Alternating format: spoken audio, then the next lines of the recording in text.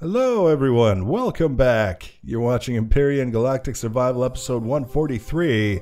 I'm Enigmius and today, don't blink or you'll miss it, we're blocking in the hangars for the Heracles. I debuted this method of showing larger sections of the build in the last episode because it lets me show you guys how things come together without necessarily forcing you to watch block by block the entire process of creating one profile and then duplicating it down an extended length of the ship. In this case, we've got this very, very large hangar assembly that I want to put on the starboard side of the ship, the right side of the ship. And it's basically going to be the all-in-one solution for storing your smaller vessels. Small vessels and hover vessels all will have an opportunity to fit in here with plenty of space beside their brothers and sisters. And hopefully presented in a way that's actually got a few functional elements that I wouldn't have normally thought of. I don't even remember how I came up with the idea for this whole system, but you can see we basically got one profile for this main hangar section. We've duplicated it all the way down. We've got the inside profile for the bulkheads is done, and now I decided that we would switch camera angles so we could see what's going on, and I put this center piece down the middle, very easy to kind of see what's going on, and then place a bunch of blocks marking the positions of the bulkheads, just so that as I was working through it, it would be that much easier. All of the counting of blocks was pretty much done. And then I put in some blocks on the side just to kind of mark a top-down kind of profile for the way this would transition, because we've got a narrower section of the hangar coming together now. We just put in the first bulkhead template, basically, and now we're kind of building in the rest, starting at the bottom and working our way up the sides. But what you'll see now is we're going to put some horizontal pieces in place in this section right here, kind of in the middle between the very large section and then the tail end of this tube that we're building. And the whole idea is that the tube section at the very back is where the repair block is going to be. So you bring your ship in there, do the repairs, and then if you happen to be a small vessel and you don't feel like backing out of the tube for whatever reason, you can advance forward and then exit the tube vertically through that opening that we left. And then we're going to have a dedicated small vessel hangar up here on the top, so that you have a sensible place to put your small vessels if your hover vessels are taking up all the space in the hangar below, basically is the way that it works out. So that's all of the hangars blocked in 2.5 minutes, and now we can take a look at them a little bit farther along in the build process. And here we are from the ground level, which I think is a very important place to be looking at things from. It's nice to have the elevated views so that you can see what's going on, but in order to get a sense of the scale, it really helps to be able to look at things from the normal perspective that you might have as just a player running around, basically ground bound. But we've got the tower that I've been taking the footage from, and you can barely see the edges of the small vessel sticking out over the sides of this concrete construction. And I had to make it sloped so that when I docked the ship to it, it would be on an appropriate angle so that we could see down towards the ground. If we had it just sitting flat and level, we wouldn't have been able to see very much. For some reason, the elevator isn't working this morning. It won't let me go up the elevator, but it's not really that important. You've already seen what viewpoint we get from that perch up there. This down here is what you would actually see playing the game. You can see I brought the broadsword, basically using it for scale, to give me a sense of scale in terms of how large things need to be. The broadsword was too large to fit in the other CV. It was just too big because of the hangar doors, and that was one of the things that I wanted to avoid, was a situation where we couldn't get some of our larger ships inside the hangar. And you can see here we've got plenty of room to get this ship inside this hangar, and this is the narrow end. This is where you would enter if you wanted to repair a ship.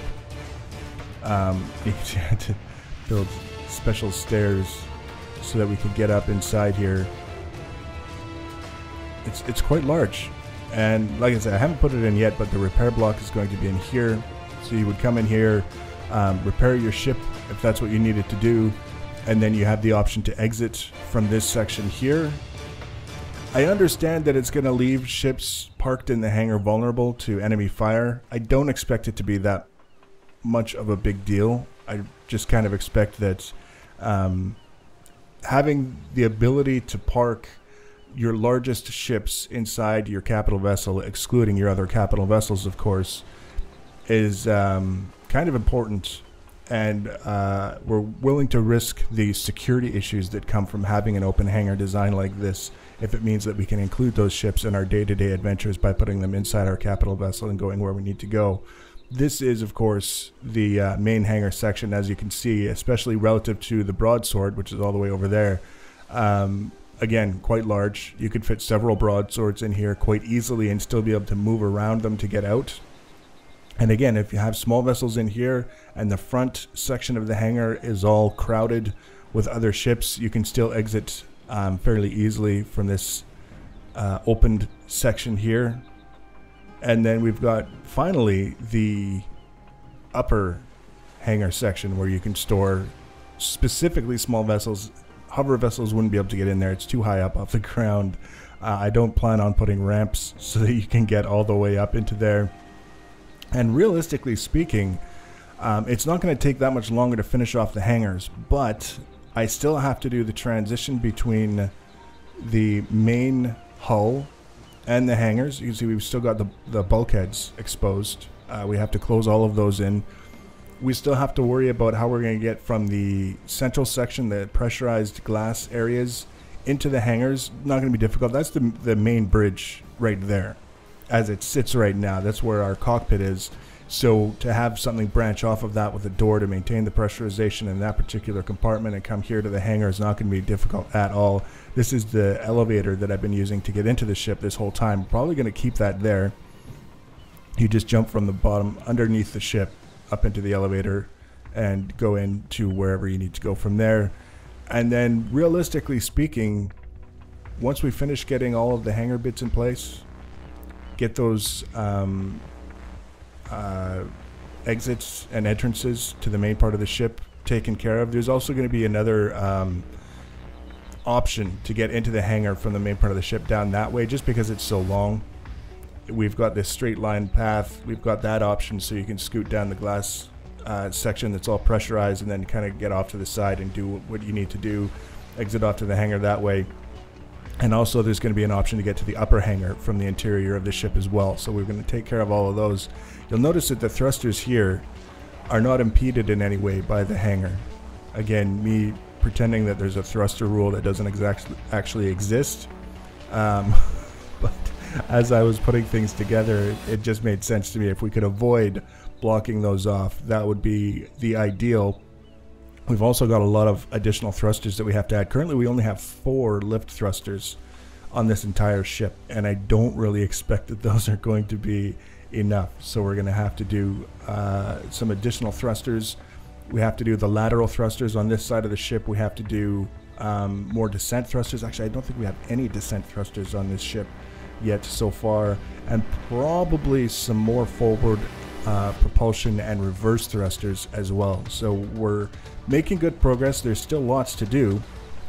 The next episode we're going to probably finish off the structure, the primary structure of these hangars, and then start looking at closing in around the bulkheads on the main section of the ship, getting those transitions between the ship and the hangars, and we'll go from there. So if you want to be notified about the next and future episodes, of course, the easiest way to do that is to subscribe to my channel or follow me on social media. Links for social media are always in the information section below the video. Feel free to leave your comments and feedback. Thanks for watching, guys, and take care.